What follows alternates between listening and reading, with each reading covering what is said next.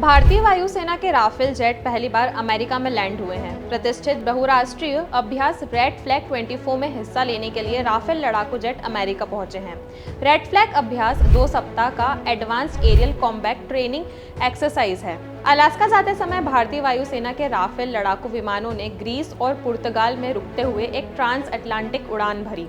हमारी आज की रिपोर्ट भी इसी विषय पर है, तो चलिए आपको बताते हैं इस जेट के बारे में और इससे कैसे भारत और अमेरिका बढ़ा सकेंगे रक्षा सहयोग। नमस्कार, मैं यशस्वी जोशी स्वागत करती हूँ आपका यूबीई न्यूज़ में, जहां हम न सिर्फ खबरें लाते हैं बल्कि उसका बारीक और सटीक विश्लेषण भी करते हैं। यह F-16 फाइटिंग फैल्कन और F-35 स्टिल्थ लड़ाकू विमानों के साथ प्रशिक्षण ले सकते हैं। इस एक्सरसाइज को अपने उन्नत हवाई युद्ध प्रशिक्षण के परिदृश्य के लिए जाना जाता है।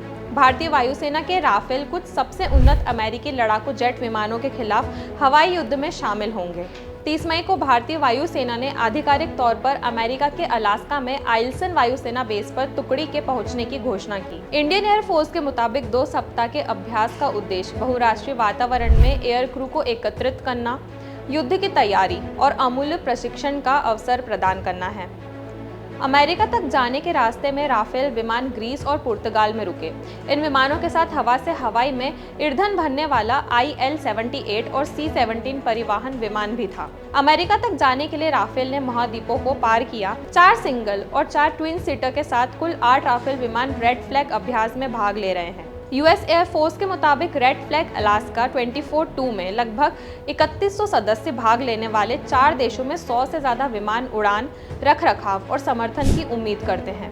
भारत इस युद्धाभ्यास में ऐसे समय पर शामिल हुआ है जब चीन ने LAC में 150 किलोमीटर की दूरी पर ही J-20 फाइटर जेट तैनात किया है। इससे पहले भी भारत इस युद्धाभ्यास में शामिल हो चुका है, जो चीन के साथ तनाव के बीच यूएस के साथ सहयोग बढ़ाने की प्रतिबद्धता का महत्वपूर्ण प्रदर्शन है। ऑल सोर्स एनालिसिस की ओर से सैटेलाइट तस्वीरें जारी की गई है। यह दिखाती है कि LAC से सिर्फ 150 किलोमीटर की दूरी पर मौजूद चीनी शिगास्ते एयरबेस पर 6 J-20 स्थिल्थ लड़ाकू विमानों के अलावा कम से कम 8 J-10 विमान और एक KJ-500 एयरबोर्न प्रारंभिक चेतावनी और नियंत्रण विमान भी हो सकते हैं। यह हवाई अड्डा दुनिया के सबसे ऊंचे हवाई अड्डों में से एक है और दोहरे उपयोग वाले हवाई अड्डे के रूप में कार्य करता है। यूरेशियन टाइम्स ने एक एक्सपर्ट के हवाले से कहा है कि भारतीय वायुसेना इस एक्सरसाइज में दुनिया के कुछ सबसे बेहतरीन युद्धक विमानों के खिलाफ प्रशिक्षण करेंगे।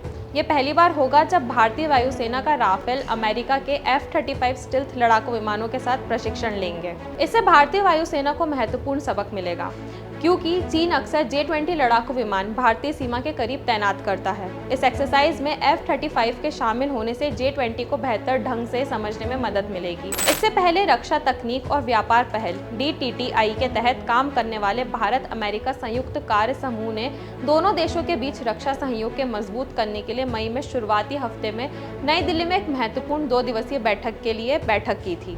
भारतीय वायुसेना के अनुसार बैठक का नेतृत्व भारतीय वायुसेना के उप प्रमुख एयर मार्शल आशुतोष दीक्षित और समूह के सह अध्यक्ष अमेरिकी ब्रिगेडियर जनरल जोएल W. सैफ्रानिक ने किया, जिसमें चर्चा रक्षा सहयोग और सह उत्पादन को बढ़ाने के लिए दोनों साझेदार देशों की संबंधित शक्तियों का लाभ उठाने पर केंद्रित थी। गहन सत्रों के दौरान ब्रिगेडियर जनरल जोएल W.